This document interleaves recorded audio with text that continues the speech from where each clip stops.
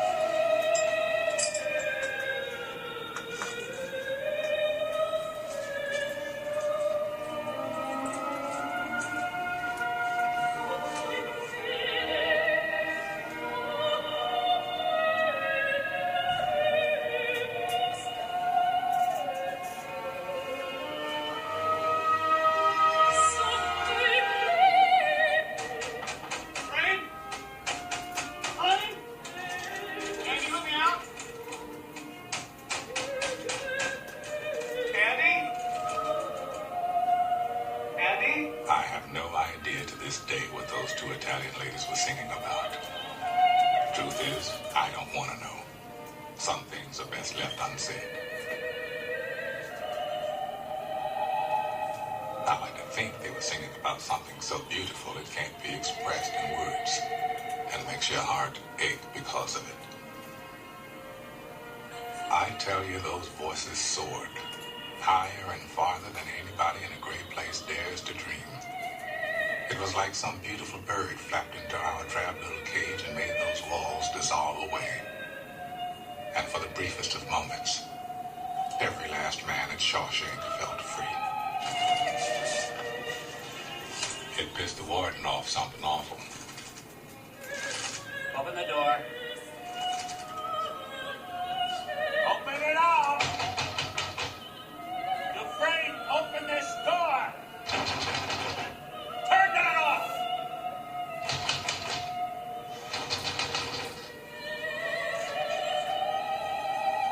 I am warning you, Dufresne, turn that off!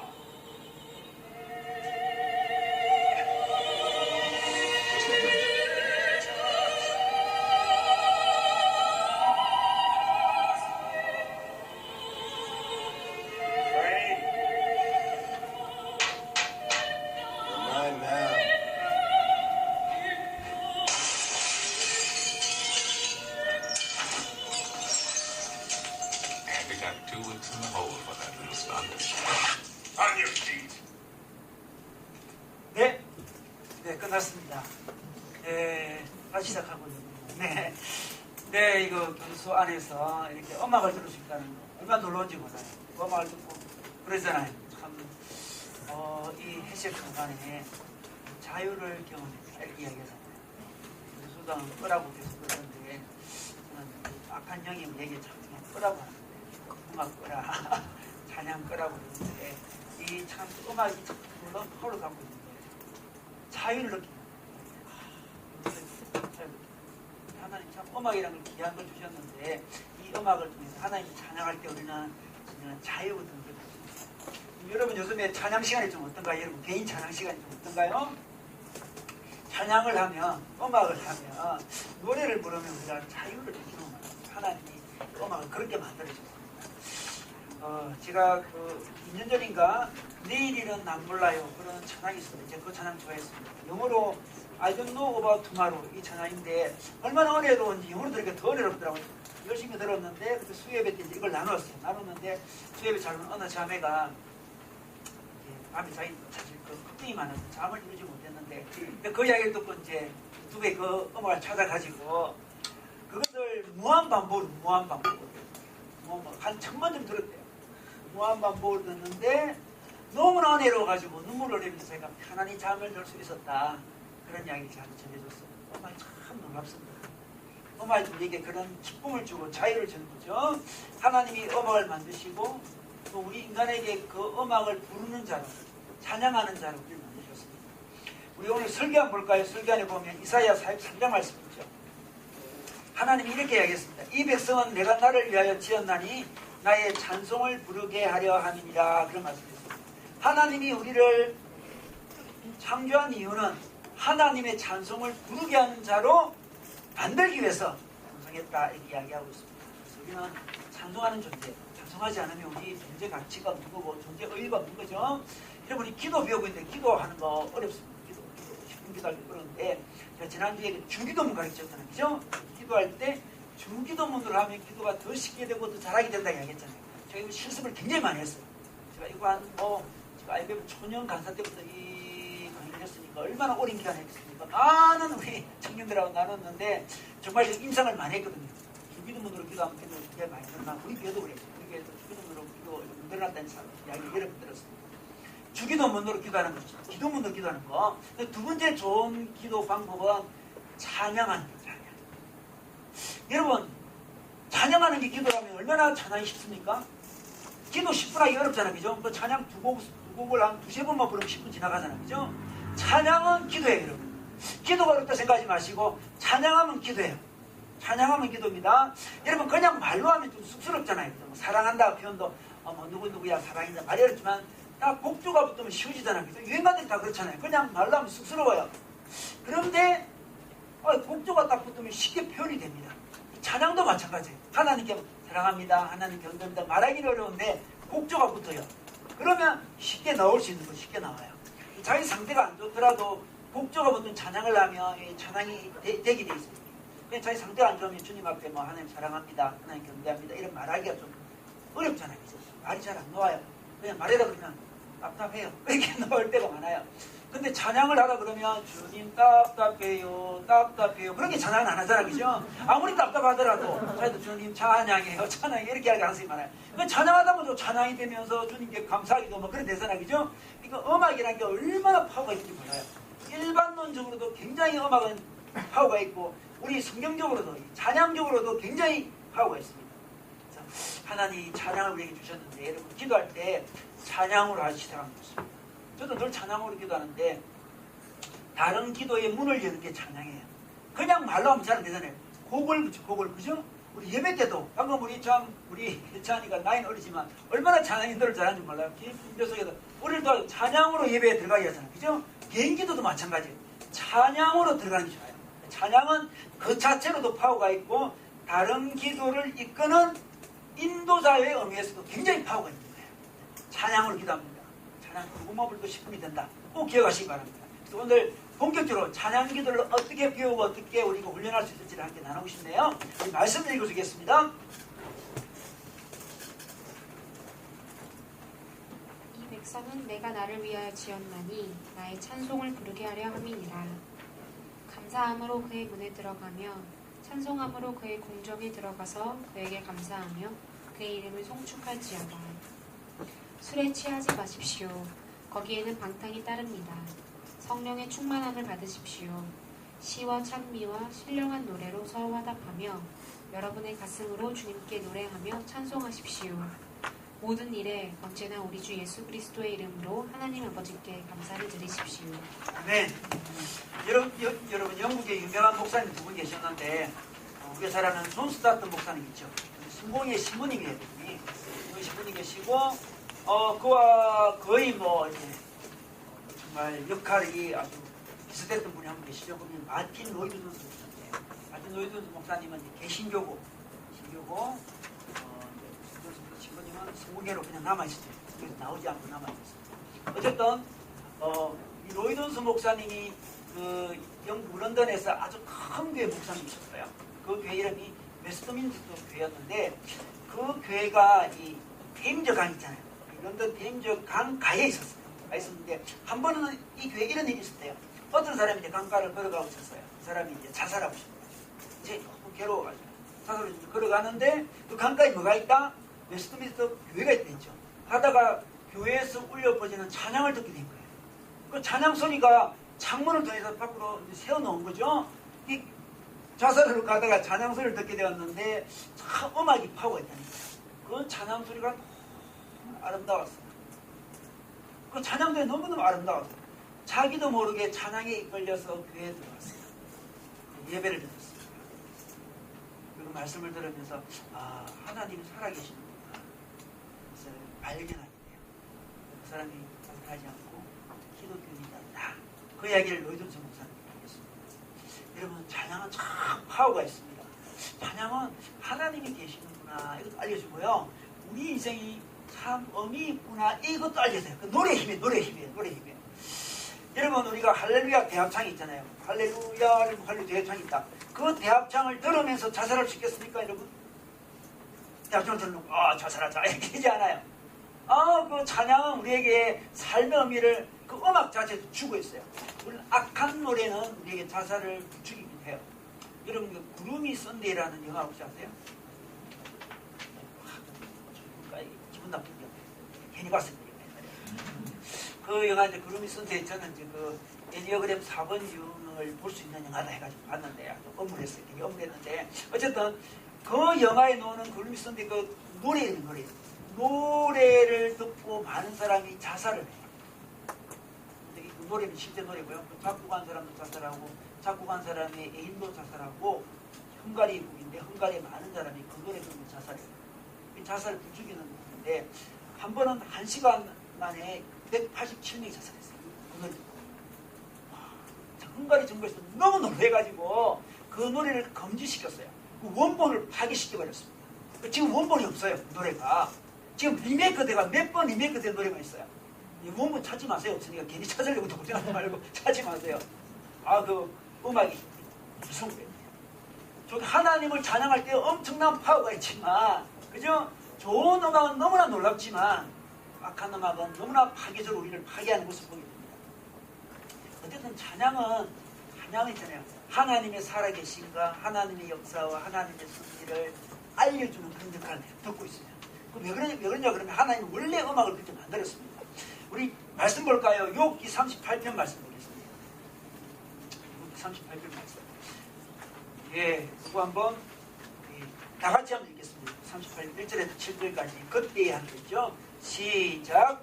그때 주님께서 내게 성공이 원하시는 가운데서 대답하셨다. 내가 누구이기에 무지하고 백말로 내 지혜를 의심하느냐.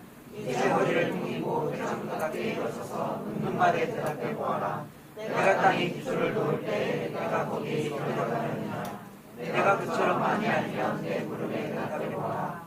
누가 이 땅을 설계하였는지 너는 아느냐. 누가 그 위에 측면줄을 띄웠는지 너는 아느냐. 무엇이 땅을 버티는 기둥을 잡고 있느냐. 누가 땅의 주춧돌을 놓았느냐. 그날 새벽에 별들이 함께 노래하였고 천사들은 모두 기쁨으로 소리를 질렀다.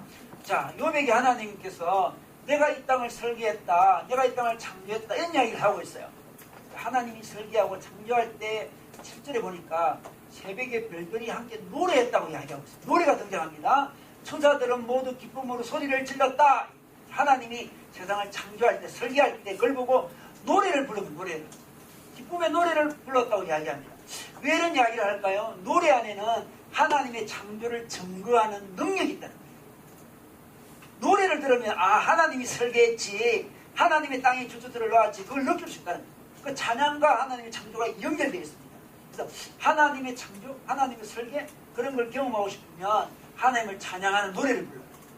그러면 내 인생은 우연히 생긴 게 아니네, 그런 걸 찬양을 통해서 경험하게 된다는 거죠. 하나님이 세상을 이렇게 만드셨구나. 하나님의 설계, 하나님의 창조, 하나님의 섭리를 찬양을 통해 느낍니다. 찬양을 안 부르면 하나님 왜 이렇게 만들었는지 이해도 안 되고, 내 인생은 의미 있는지 이해도 안 되는데 찬양을 부르면 이해가 된다는 이야기를 하고 있습니다. 자, 더 나아가서 하나님이 우리랑 언약을 맺으시고 약속을 맺으시는데, 약속을 맺을 때 노래를 불러주십니다. 노래를 우리 신명기 31장 볼까요? 제가 한번 읽어보겠습니다. 18절. 또 그들이 돌이켜 다른 신들을 따르는 모든 악행으로 말미암아 내가 그때 반드시 내 얼굴을 숨기리라. 그러므로 이제 너희는 이 노래를 써서 이스라엘 자손들에게 가르쳐 그들의 입으로 부르게 하여 이 노래로 나를 위하여 이스라엘 자손들에게 증거가 되게 하라. 이게 노래가 증거가 된다는 거죠. 이 사항은 이스라엘 백성이 하나님께 이제 언약을 맺습니다. 나는 너희 하나님이고 너는 나의 백성이다. 언약을 딱 맺어요. 근데 하나님 딱 생각해 볼 때 이 언약을 맺어놔도 이스라엘 백성이 타락할 가능성이 많았어요. 타락할 것 같아요. 나를 떠나갈 것 같아. 다른 신들을 따를 가능성이 많아. 18절. 그들이 돌이켜 다른 신들을 따르는 악행을 말미암아 이렇게 이야기합니다. 우리 악행을 저지를 것 같아. 그래서 하나님께서 나를 잊지 않도록 노래를 가르치잖아요. 그래서 신명기 32장은 모세의 노래가 한 장을 차지합니다. 하나님이 노래를 부르겠습니다. 여러분 하나님과 약속을 잊을 만하면 노래를 불러야 돼요. 하나님과 나가 어떤 관계지? 가만히 있으면 잊어버린다니까요. 노래. 하나님 노래를 통해서 증거를 해주셨습니다. 그래서 찬양을 많이 부르면 하나님과 나의 관계를 다시 한번 자꾸 기억나게 합니다. 우리는 이런 관계였지. 하나님은 나의 하나님이지. 이걸 기억나게 하는 거예요. 기억나게. 이 증거하거든요. 증거. 노래로 하나님은 증거하십니다. 놀랍죠, 그죠? 하나님은 노래를 주셔가지고 하나님과 우리 사이를 증거하십니다.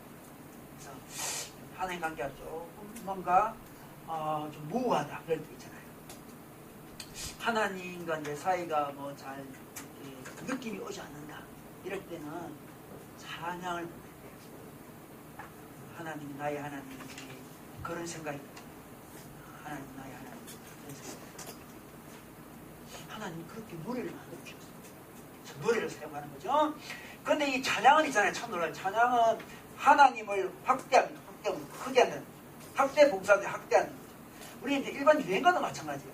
사랑의 노래도 보면 이 사랑을 확대하잖아요. 그죠? 나는 그대를 사랑해, 나는 그대를 사랑해 노래를 부르면서 막 사랑이 확대가 돼요. 그래서 제가 볼 때는 그 정도 사랑하지 않는데 유행가라서 그런 거예요. 지금 그 정도 그렇게 사랑하는데 막 엄청 사랑하는 것처럼 유행가를 부르면 막 엄청 확대되잖아요. 그죠? 와 확대가 돼요. 근데 사람에 대해서 어떤 확대를 하다 보면 그 사람이 자기 실망시킬 거잖아요. 상처받고 막 그래요. 근데 하나님은 아무리 많이 확대시켜도 상처받지 않습니다. 그게 찬양이 좋은 거예요. 하나님은 광대하십니다. 이렇게 찬양했는데 하나님은 광대하십니다 보다 더 광대하신 분이잖아요. 그죠? 놀라워요. 하나님이 더 큰 광대하신 분이 마음껏 광대하다고 이야기해야 돼요. 그게 하나님 찬양. 근데 하나님이 광대하다고 찬양할 때 상대적으로 어떻게 되냐 그러면 우리 문제는 자꾸 작아집니다. 그렇잖아, 그죠? 하나님은 커지면 커질수록 우리 문제는 굉장히 작아지는 거예요. 우리가 지금 고민하는 것들은 고민하는 게 있어요, 하나님. 이런 고민을 계속 쳐다보면 묵상하면 고민이 굉장히 커집니다. 확대가 돼요. 하나님을 많이 찬양하고 하나님을 확대하면 우리 문제는 작아집니다. 여러분 우리 교회인데 아기를 많이 낳고 아기 이제 키우고 있는데 아기 첫째 아기 딱 첫째 아기는 굉장히 긴장하거든요. 긴장해요. 그래서 애가 막 볼록볼록 보면 엄마에게는 그 아기의 볼록볼록이 엄청 큰 문제가 돼요. 근데 저처럼 아기를 여러분 키워보고 막 많이 본 사람은 애가 볼록볼록하면 아무지도 않아요. 그렇구나 하면서 애가 아픈 것도 별로 아무지도 않아요. 애기 원래 아프면서 그런 거야. 애들은 희한해요. 아프면서 크더라고 보니까 한 번 아프면 커요. 그래서 아프면 또 컬 모양이다 이렇게 생각합니다. 근데 초보 엄마들은 그렇습니다. 보면 큰일 났다고 전화 옵니다. 목사님 우리 애가 기침하고 날 큰일 났다 그래요. 제가 볼 때는 왜냐 그러면 처음이기 때문에 그런 거죠. 지금 우리가 경험하는 문제들 작은 문제들 있잖아요. 그것만 쳐다보면 굉장히 큰 문제예요. 지금 여러분 지금 경험하는 거 있죠. 굉장히 큰 문제처럼 느끼죠. 그것만 쳐다보면 계속 그게 더 커집니다. 그게 광대해집니다. 확대하고 그죠? 근데 놀랍게도 찬양을 하면 있잖아요. 하나님이 점점 커지면서 우리 문제는 점점 작아져요. 찬양의 힘이 찬양해야 되는 거죠. 제가 아는 어느 목사님이 이제 북한 선교하는 목사님인데 중국에서 이제 북한 선교하러 중국에 갔어요. 중국에서 기차를 탔는데 중국의 기차는 뭐 4시간 이런 기차가 아니에요. 24시간 달립니다. 중국 기차는. 그런데 중국 기차에 그분이 이제 중국말을 좀 잘못해가지고 잘못 이렇게 표를 써가지고 입석을 정말 입석이 웬 말입니까? 입석을 샀대요. 입석을 세상에. 그래서 탔어요. 입석이 뭐 어떡하나 이거 뭐 불평 이거 어떡하나 이거 입석. 그죠? 입석. 그래서 중간에 이제 또 승문이 왔다 갔다 할 때 바꿀 수 있잖아요. 승문 오면 바꿔야죠. 타고 있는데 그 다음 여기 이제 부두였는데 부두에는 수많은 노동자들이 타더래요. 과속만 배웠습니다. 다들 막 찼어요. 온 땀 냄새가 막 코를 찔러요. 그 부두에서 타는 그 노동자들은 1년에 한 번씩 집에 가는 사람들이에요. 너무 가난한 노동자들. 꽉짝질 끝나고 땀 냄새 나고 그것도 사실상 한 개밖에 없는데 그 사람. 그리고 그분들은 1년 내내 한 번도 칫솔질을 안 한대 그 사람. 그래서 그 기계가 있는 거예요 그 목사님이. 그래가지고 막 냄새 나고 막 땀 나고 막 피곤하고 너무 뿔병이 나 뿔병. 이게 뭔가. 그 목사님 키도 커요. 키도 커가지고 자기만 목이 나왔대요. 다른 사람 괜찮은데 너무 뿔병 나와가지고 두덜 그러고 있는데, 그런데 그 사람들을 가만히 관찰해보니까 너무 기뻐하더래 그 사람들은. 고향은 1년에 한 번 가는데 고향 간다고 이제 가족 본다고 너무너무 기뻐하는 거야. 뭐 누든지 어디 그래도 뭐 기쁜 거야 지금. 세수도 안 하고 그래도 너무 기쁜 거야. 그리고 오이 같은 걸 먹더래요. 너무 맛있게 먹어. 왔다갔다. 근데 자기는 불병이 가득했어요. 근데 그 불병 가득 차 가다가 깨달았대. 하나 제 마음에 깨달음 주셨는데, 가만히 생각해 보니까 지금 자기 문제를 합대시키는 거죠. 이게 죽을 일이 아니잖아요, 그죠? 좀 불편할 일일 뿐이에요. 내가 이 문제를 다르게 봐야 되는데 이 문제를 너무 크게 보는 거예요. 하면서 보니까 자기가 은혜를 제일 많이 받은 사람 가만히 보는 거예요. 그죠? 이 사람은 1년에 한 번 집에 가는데 나는 계속 이거 매일 하고 몇 개 하고 정말 나는 하나님 은혜를 참 많이 받은 사람. 지금 나는 여행 온 거잖아. 성길 온 거잖아. 그죠? 내가 너무 좋은 조건이야. 너무너무 좋은 조건. 이 사람보다 훨씬 좋은 조건인데 이 사람들은 왁자 빌거나고 재밌는 사는데 나는 죽으려고 그러니까 자기 모습을 보고 하나님 죄송합니다. 하나님 은혜가 너무 크게 느껴져요. 하나님 저를 보내주신 것도 감사합니다. 북한 선교하게 하신 것도 감사합니다. 하나님 감사합니다. 하나님과 커집니다.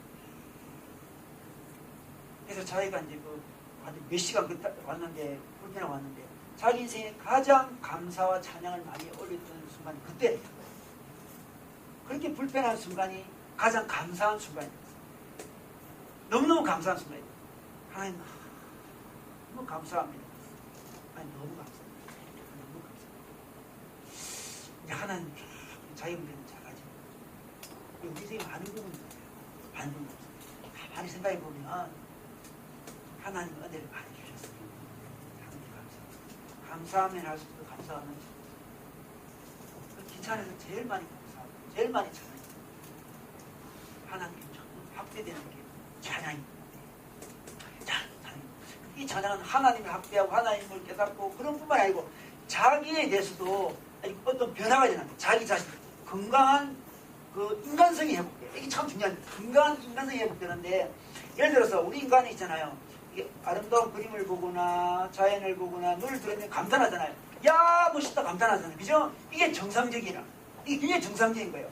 그런데 있잖아요. 이렇게 내면이 건강하지 못하면 그런 말 하잖아요. 어른들이 야 나는 지금 맛있는 것도 없고 보고 싶은 것도 없고 하고 싶은 것도 없고 그런 이야기잖아요. 병든 거죠. 그죠? 우리 인간은 아름다운 거 보면 이쁘다고 박수 치고 찬양하고 찬사를 설교 이렇게 정상이에요. 정상. 근데 아무것도 하기 싫다. 이게 문제예요. 여러분 가장 아름다운 분은 우리 하나님입니다. 하나님에 대해서 찬양을 드리지 않는 것은 영적으로 병든 거거든요. 그죠? 영적으로 병들기 때문에 찬양하지 않고 또 병들었지만 찬양함으로 병이 낫고 막 그렇게 되는 거예요 지금. 그래서 영적으로 침대됐을 때 딱 보면 있잖아요. 찬양이 잘 안 돼요. 설교는 그냥 앉아 들을 수 있어. 설교는 그러니까 오늘 좀 들어보자 이렇게 할 수 있어. 이거 경험하죠. 침대되면 찬양 입이 안 되거든요. 그냥 찬양하도 그냥 이게 찬양하죠. 그냥 감동 가운데 찬양하지 않아요. 그러니까 찬양이 회복되면 인간성이 회복된다니까요. 아름다운 것을 아름답다고 이야기할 수 있는 인간성이 회복됩니다. 이쁜 걸 이쁘다고 할 수 있어요. 기뻐할 수도 있고. 여러분들 애기를 갖습니다. 우리 애기 낳은 애기 보면 아기 이쁘다 그러잖아요. 아 이쁘다 찬사를 보내잖아요. 참 재밌는 것은 이쁘다 표현하면 기쁨이 더 올라옵니다. 이게. 기쁨이 완성이 됩니다. 그래서 애기 보면 이쁘다. 가만히 간직에 있으면 이쁘다 이 정도예요. 근데 이쁘다 하면 기쁨이 올라옵니다. 이렇게. 기쁨이 완성되는 거예요. 그래서 사랑을 표현해야 되는 거예요. 부부 사이도 사랑을 표현해야 되잖아요. 그죠? 당신은 아름다워요. 당신 사랑스러워요. 당신 참 좋습니다. 이렇게 하면 그 기쁨이 막 위로 올라가는 거예요. 뭐 마음속으로만 가지고 있으면 안 되죠. 하나님을 향해서도 마찬가지예요. 여러분 자아가 건강해지고 싶습니까? 건강한 정신을 가지고 싶으면 아름다움을 아름답다고 표현을 해야 돼요. 근데 가장 아름다운 분은 누구다? 하나님. 하나님을 아름답습니다. 거룩하십니다. 하나님께 경배를 드립니다. 이렇게 막 포함을 지르는 거죠. 고백을 합니다. 고백을 하면 어떻게 됩니까? 고백을 말하면 우리 영이, 우리 정신이 너무 건강해져요. 건강해져. 우리가 이게 놀랍죠? 참 우리가 굉장히 놀라워요. 그래서 찬양을 하는 사람은 뭔가 모르게 겸손해집니다. 사람이. 건강한 내면을 갖게 되니까 균형을 잡게 되고 도량도 좀 넓어지게 되고 잘남도 잘 품게 되고 그렇게 되죠. 그런데 찬양이 잘 안 되는 사람, 내면에 문제 생기면 뭔가 짜증이 많아요. 뭔가 순종도 잘 못하고 뭔가 불평불만이 좀 많아요. 이 찬양이 회복이 안 됩니다. 자기 내면의 회복도 찬양으로 찬양. 그런데 있잖아요. 가만히 보면 찬양을 드릴 대상이 쭉 있는데 하나님보다 인간이나 어떤 사물을 높이게 되면 내면이 있잖아요. 이렇게 상처받을 때가 많아요. 예를 들어 자기 애인이나 자기 배우자를 너무 높이게 되면 어떻게 됩니까? 그러면 그만큼 배우자가 잘해주는 건 아니거든. 인간은 그렇게 잘해줄 수가 없거든. 인간 존재 자체가 그렇게 잘해줄 수 없어요. 저도 그렇게 잘하는 것 같지가 않아요. 한번 생각해봐도. 잘하는 것 같지 않아요. 그렇게 잘할 수가 없어요. 인간은. 근데 너무 높이다 보면 기대를 많이 하다가 자꾸만 원망이 생깁니다. 우리 하나님은 참 놀랍잖아요. 우리가 기대한 것보다 더 많이 잘해주시잖아요. 우리 하나님. 그래서 마음껏 하나님께 찬양할 때 좋아요. 마음껏 찬양해야 돼요. 마음껏 찬양해야 돼요. 내면이 굉장히 건강해집니다. 그래서 내면이 건강하려면 어떻게 된다? 하나님을 찬양하라. 이렇게 이야기하고 있습니다. 그리고 하나님을 찬양하다 보면 참 놀라운 게 현실을 건강하게 보게 됩니다. 그 말이 오늘 그 에베소서 5장 말씀이에요. 5장에 다시 가볼까요? 에베소서 5장에. 자, 술 취하지 말라고 그랬죠. 술에 취하지 마십시오. 이렇게 성령의 충만함을 받으십시오. 술과 성령 충만을 비교합니다. 술 취하는 거와 성령 충만하는 거의 같은 점은 뭘까요? 같은 점. 성이 같은 점이 뭘까? 혹시 네가 알 것 같아가지고. 채워진다. 아, 술도 채워지고 성령도 채워지는구나.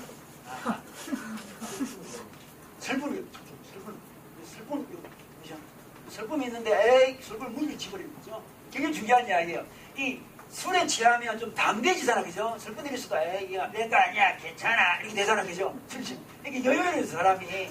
근데 성령의 취해도 그렇게 된다니까. 성령도 취해도 슬픔을 잊어버리고 어떻습니까? 사람이 담대해져요. 그런데 있잖아요.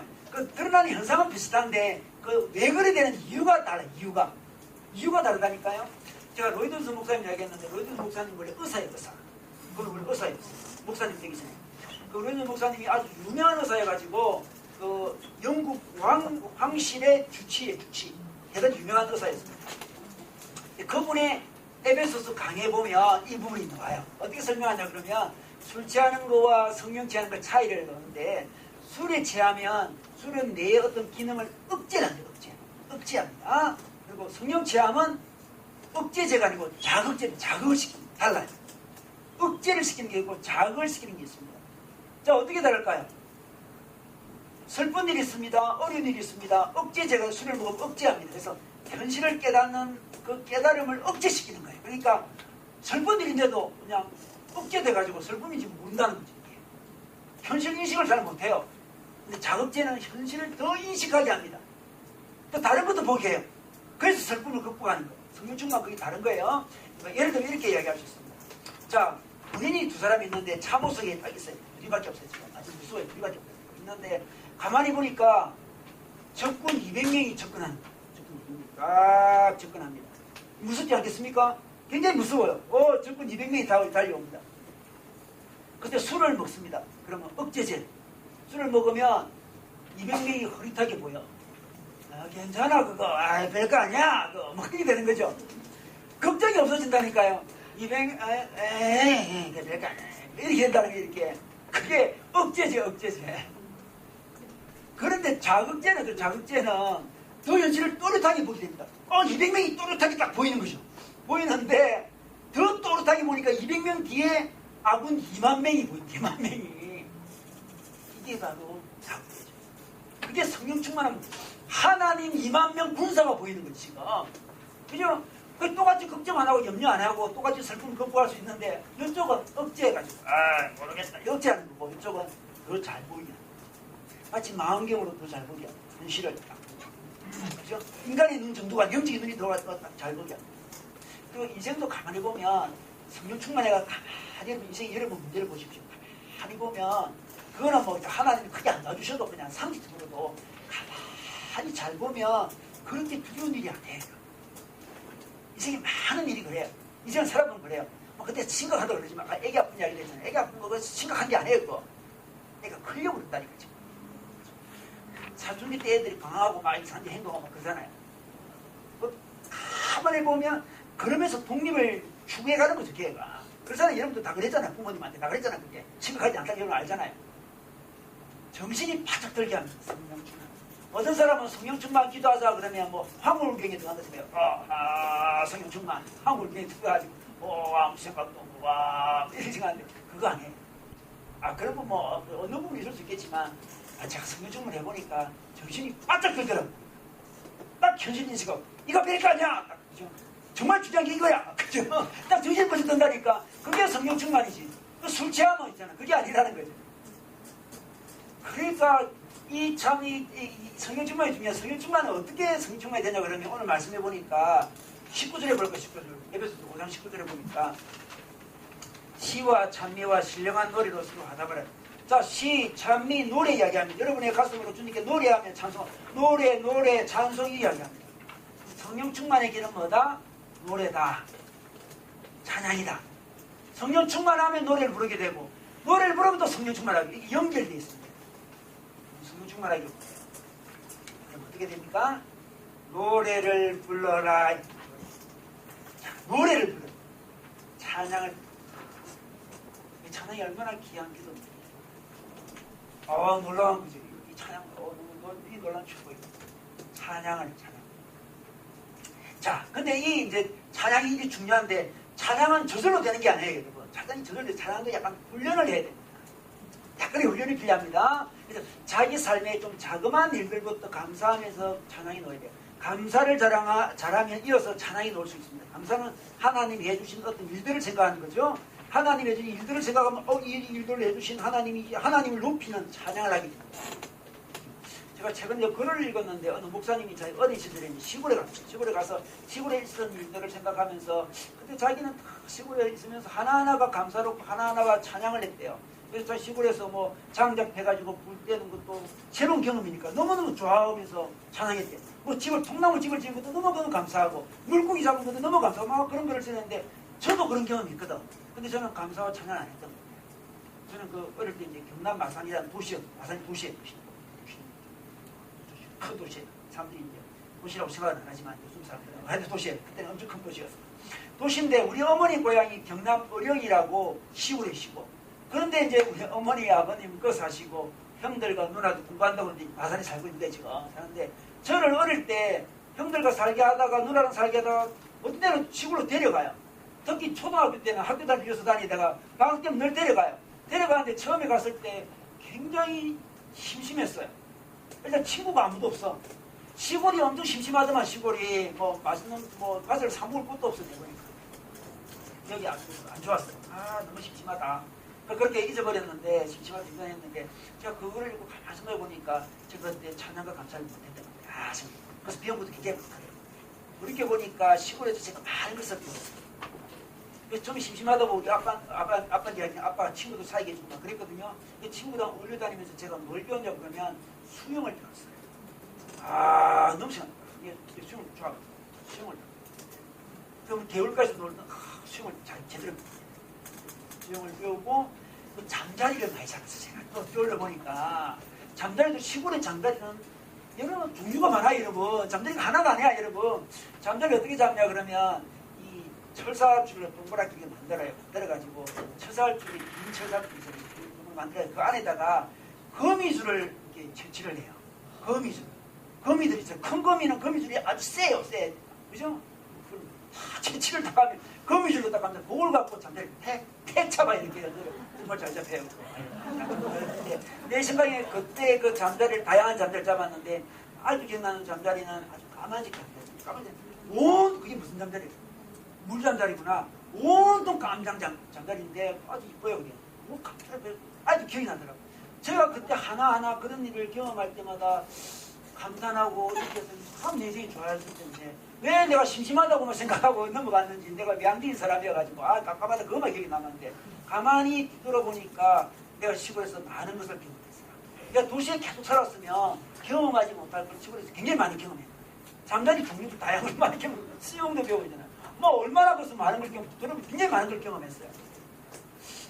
그래서 한 사람의 저 멀리 있지 않고 자랑도 저 멀리 있지 않고 바로 우리 곁에 있고 지금 여러분 경험하는 것도 마찬가지예요. 처음에는 심심해요. 뭐 귀찮아요. 이런 걸 이렇게 하지만 그 하나하나를 가지고 찬양을 해보세요. 하나님, 내가 이거 잠깐 귀찮은데 하나님 내가 이걸 잘 찬양하고 감사함을 극복하면 내 인생이 넓어지잖아요. 그죠? 넓어지잖아요. 내가 귀찮다고 별로 안 해보세요. 이들이 삶이 좁아지겠지. 그지? 내가 약간 귀찮고 힘들지만 이것을 감사함으로 받아들이게 되면 찬양하게 되면 인생이 보기 점점 넓어져. 또 다른 사람도 많이 이해하게 돼요.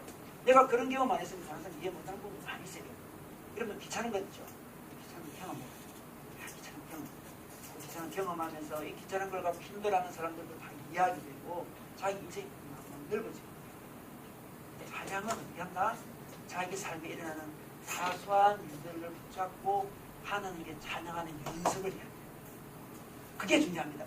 자, 두 번째로 누가 중요하다고 하면 여러분 우리 이제 예배 드릴 때 찬양이 아주 중요한 거예요. 오늘도 우리 찬양을 너무 잘 드렸는데 여러분 예배의 중심은 찬양입니다. 어떤 사람은 설교라고 생각하는 사람인데 설교도 뭐 중요하죠. 그런데 있잖아요. 사람들 예배 들어올 때 목사님 설교 시작했나 안 시작했나? 목사님 시작 안 했대. 다행이다. 오늘 예배 드리게 됐구나. 이러면 안 된다. 찬양부터 예배예요. 찬양은 하나님 임재 속으로 우리를 초대하잖아. 그죠? 우리 예배는 하나님께 경배드리는 시간이잖아. 임재에 들어가는 시간이지 목사님을 통해서 뭐 새로운 말씀을 듣고 이런 것들이 핵심이 아니에요. 찬양을 해야 하나님께서 영적으로 오셔가지고 우리를 변화시키지. 하나님을 경험하지. 여러분 지식만 계속 들으면 어떻게 될까? 지식만 계속 들으면 아니 목사님 알아요. 그런데 안 되는 거 어떡해요? 그런 얘기 많이 하잖아. 다 알잖아요. 안 돼요. 목사님 사랑이란 말도 다 알고요. 용서란 말도 다 안 되는 거 어떡해? 그러잖아요. 왜 안 될까요? 심령이 충만하지 못해요. 심령의 충만 어떻게 옵니까? 물론 말씀을 잘 전해도 심령 충만 오지만 찬양할 때 옵니다. 경배를 잘 드리면 성령이 임하게 되죠. 그래서 그 삶을 살아내게 합니다. 자꾸만 이 시대는 그 삶을 살아내는 힘을 못 받고 자꾸만 어떻게 해라 하는 것만 너무너무 많이 들으려고 그래요. 이렇게 해라 저렇게 해라 그렇게 해라. 우리가 있잖아 경배 없이 말씀만 너무 좋아하기 때문에 우리는 그러면 자꾸만 새로운 말씀을 좋아하게 돼요. 이 새로운 해석이네. 목사님, 훌륭하시네. 그 새로운 말씀이네요. 그러니까, 놀라운 해석인데요. 저 정도 아주 좀 특이해요. 좋아요. 이렇게 되는 거지, 이렇게. 이 시대 얼마나 그런 애들이 많은지 몰라요. 제가 볼 때는. 계속 특이한 거, 새로운 해석들. 그러니까 자유주의가 판을 칠 수밖에 없는 거죠. 자유주의가 판을 칠 수. 새로운 학설을 계속 주장하고 있으니까. 그러다가 자기 마음속에 성령이 오셔가지고 하나님께 경배하고 은혜 충만한 이것을 까먹을 수가 있습니다. 하나님 인재들. 그래서 예배 시간은 경배가 중요한 거예요. 찬양이 중요해요. 찬양 가운데 인재에 들어가야 돼. 하나님 인재. 그래야 제대로 예배를 드린 거예요. 찬양 가운데 안 들어가고 그냥 이 설교만 들은 것은 절반도 못 된 거예요. 절반도. 또 찬양이 잘 돼야 설교도 잘 들려요. 찬양이 잘 안 된 사람은 마음이 길가 가시던 분 같아가지고 제가 보니까 말씀을 들으면 띵띵 튕겨 놓을 때가 많아요. 근데 찬양을 잘 은혜로운 사람은 그냥 주님은 우리를 사랑하신 거 되는 거예요. 너무 평범한 이야기인데 주님 사랑 누가 모릅니까? 다 알지. 다 아는데도 주님 우리를 사랑하십니까? 그게 진하게 오는 거죠. 그게 마음밭이 준비된 사람이 됐죠. 그래서 우리 경배와 찬양을 하잖아요. 우리 한국교회가 더 부흥할 때 경배와 찬양이 등장했잖아요. 그죠? 경배와 찬양이 얼마나 찬양을 잘하면 와 이렇게 했잖아요. 그래서 자기 혼자 찬양 연습이 안 되면 예배 때 와가지고 찬양과 경배를 연습을 해야 돼요. 함께 찬양. 앞에서 인도 잘하는 사람들의 그 흐름을 따라가 보는 거죠. 인도 잘하는 사람들은 찬양을 잘 이끌어가지고 하는 게 이끌잖아요.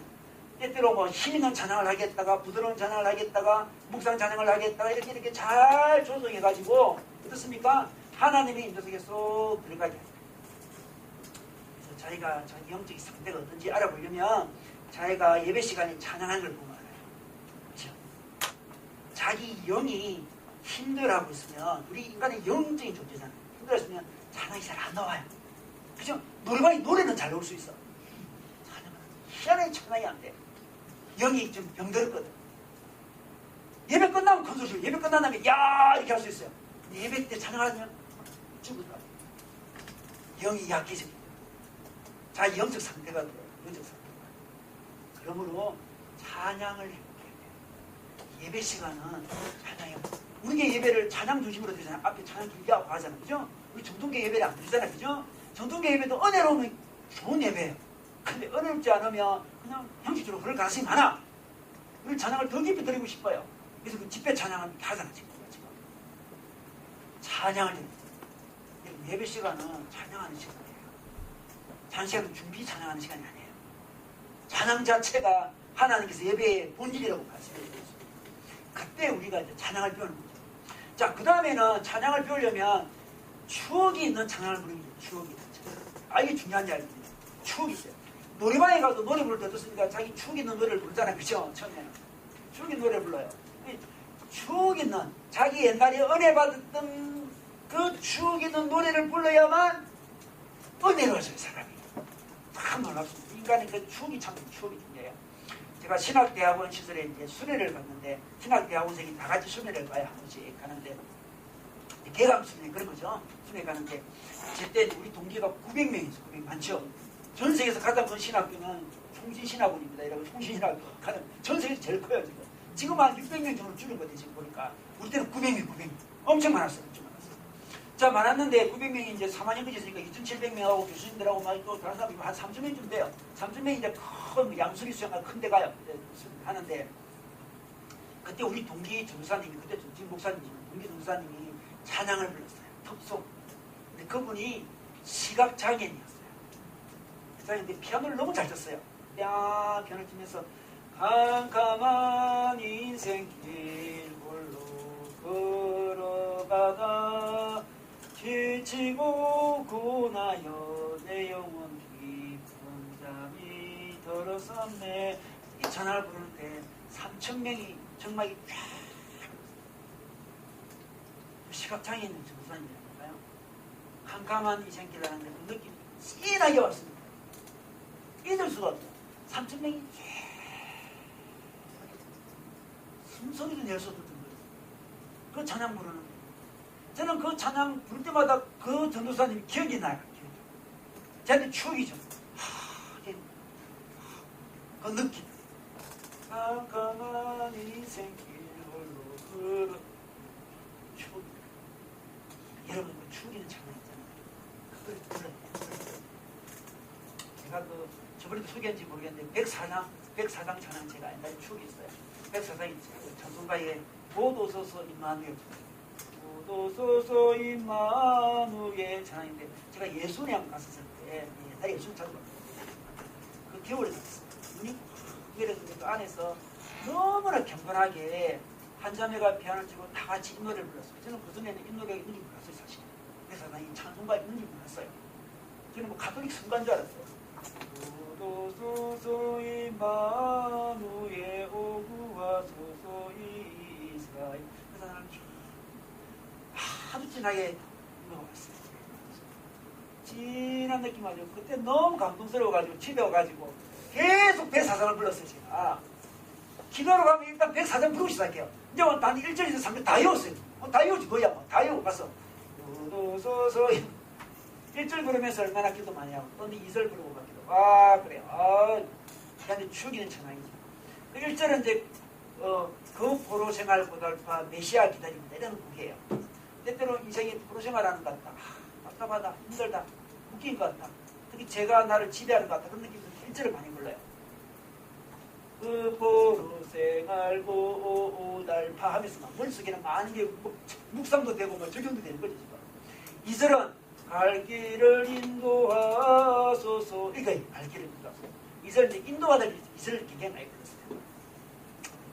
저희 아내랑 교제할 때 결혼을 해야 될지 말지 그런 중요한 찰나에 이절을 엄청 많이 불렀어요. 많이 불렀는데 저는 그래서 이절 불러서 결혼했다 생각해요. 저는 가끔 후배들이 물어봐요. 아유, 목사님 어떻게 결혼했냐 물어보면 백사장을 불러요. 이렇게 이야기하죠. 이슬을 많이 불러라. 이렇게 이야기하는데, 정말 맞아요. 저한테 그게 맞는 거예요. 하여튼 추억 있는 찬양이 정말 중요해요. 그래서 여러분 추억을 많이 인간끼리도 부부 사이도 추억을 많이 만들어야 되잖아요. 그죠? 추억을 하는 게 추억이 있는 찬양을 불러요. 여러분 염치도 안 좋은 데 있잖아. 새 노래 부르자 이렇게 힘들어요. 그죠? 새로운 노래 한번 배워볼까요? 가슴이 힘들어요. 추억 있는 노래. 그래서 우리 그 선배들이 찬양 부르라고 하면 비슷한 찬양을 계속 부르잖아요. 우리 나이 많은 집사님. 늘 나가든지 뭐 부르잖아요. 왜 부르겠습니까? 그 안에는 자기 인생의 추억이 담겨있는 거예요. 그죠? 그 노래 부를 때마다 과거에 하나님 모습 강했던 자기의 모습이 떠오르는 거예요. 내가 나갔든지 나 정말 죄인인데 하나님 나를 사랑하셨고 나를 구원하셨구나. 막 그 느낌이 막 올라오는 거예요. 그죠? 우리 인생에 그런 추억이 있는 찬양이 있잖아요. 그 찬양을 딱 기도를 하면 불러야 돼요. 불러야 돼요. 자기 18번 찬양 부르면 좋아요. 요즘에 잘 부르는 거죠. 이 노래 승분이 된다. 18번 찬양. 자기 18번 찬양 부르고 추억이 있는 찬양을 부르면서 찬양을 연습하는 거예요. 자, 더 나가서 자기 나름의 콘티를 짜는 것도 좋습니다. 찬양 콘티 짜잖아요. 찬양 인도 잘하는 사람은 콘티를 잘 짜더라고 보니까 콘티를 잘 짜서 인도합니다. 이 콘티를 잘 짜는 사람들은 있잖아요. 우리를 그 임재 가운데 잘 데려가는 거예요. 그죠? 찬양 인도자가 아무 준비 없이 옵니까? 오가지고 뭐, 자, 몇 장 부를까요? 몇 장? 100장? 깡 끝나고 또 몇 장 부르고. 뭐 이렇게 얘기하면 이게 영적인 흐름이 끊어지는 거예요. 콘티를 잘 짜야 돼요. 근데 자기 개인적으로도 이 콘티를 짜는 게 필요합니다. 저는 기도하고 그런가 하면 콘티 짜는 시간을 줘요. 자, 지금부터 찬양 콘티 짜는 시간을 가지겠습니다. 그래요. 저희가 찬양 콘티 짭니다. 짤 때 보면 이런 1분부터 5분 이런 흐름으로 짜는 게 좋다는 거죠. 먼저 하나님을 경배합니다. 하나님 속성, 하나님의 능력을 경배합니다. 좋습니다. 여러분 찬송가를 보면 있잖아요. 찬송가가 가나다 순이 아니고 찬송가는 주제별로 되어 있습니다. 주제별. 첫 번째 주제가 경배와 찬양이에요. 아십니까? 그래서 그 주제를 보면 하나씩 하나 뽑는 것도 괜찮아요. 무음성가를 뽑는 것도 괜찮고, 우리 옛날에 그 전동기에 예배들 어떻게 딱 들어가면 기뻐하며 경배하세 영광의 주 하나님 주 앞에서 우리 마음 피어나는 꽃 같다. 경배로 시작하잖아요. 그죠? 그렇게 흐름이 그렇게 잡혀있는 거예요. 그죠? 경배곡을 경배곡. 그 다음에 하나님 은혜를 사모하고 하나님하고 강구한 그런 찬양이 있습니다. 나갔던 제인사를 이때 등장하는 거죠. 이게 이번에서 3번은 회개하고 속죄 찬양을 이때 있습니다. 뭐 보혈을 지나 그런 찬양이 나와요. 네 번째는 구원의 은총의 확신, 사제의 확신, 확신의 찬도를 부르고 있습니다. 결단, 확신, 이게 네 번째 등장하는 거예요. 제가 이전 전도사 시절에 이제 금요 철학을 인도한 적이 있었는데, 제가 찬양 인도를 잘 못하는데 전도사는 다 해야 돼요. 다 해야 돼가지고 찬양 인도하는데 제가 기억이 나요. 좀 찬양 인도 잘 못하지만 늘 흐름이 있다는 게 느낌이 와요. 그래서 뭔가 영적 불이 올라오고 마지막 결단할 때는 꼭 제가 이 네 번째는 제가 부르는 찬양이 있어요. 나의 영원하신 겨울. 그러면 이 나이 든 성도들이 있기 때문에 느낌이 쫙 올라옵니다.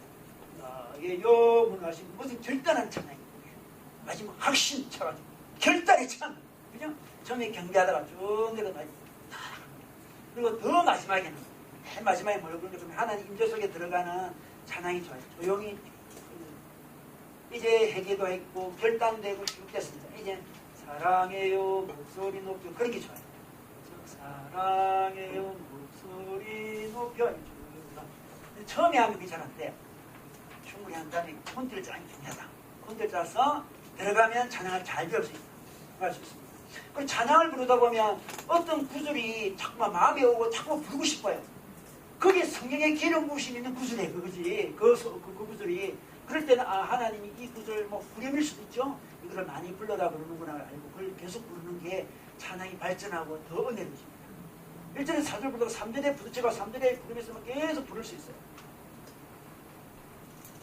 성령님이 이 구절에 감동을 주시는구나. 이 구절에 감동을 주시는구나. 그게 이제 찬양으로 주님 임재 속에 들어가는 거죠. 여러분 우리 하나님이 참 우리에게 귀한 선물 주셨어요. 찬양보다 귀한 게 없어요. 너무 쉬운 거예요. 너무나 기도 중에 너무 쉬운 기도, 찬양 기도. 찬양을 부르는 거예요. 여러분 하나님이 아름다운 음악을 주셔가지고 찬양으로 우리를 사용하기 위해 찬양하신 거예요. 찬양을 하세요. 사는 하나님을 높여 보세요. 하나님을 확대시켜 보세요. 아, 놀랍습니다. 하나님이 점점 커지고 자기 문제는 작아집니다. 찬양해 보면 자기 내적인 건강성이 막 살아나는 경우가 사물이 제대로 보고 현실이 제대로 되고 이게 찬양의 힘이죠. 찬양의 힘. 예배 때 제발 찬양이 중심되면 좋겠습니다. 설교들로 오지 마시고 설교도 당연히 드려야 되지만 내가 오늘 예배는 찬양 드릴 거 없다 이런 마음으로 오십니다. 찬양 속에 찬양의 임재 속에 들어가려고 노력하시면 돼요. 그래야 하나님을 경험할 수 있습니다. 추억에 있는 찬양, 자기 18번 찬양, 혼대가 있는 찬양으로 우리 주님의 모습을 깊이 들어가시길 주의 이름으로 축원합니다.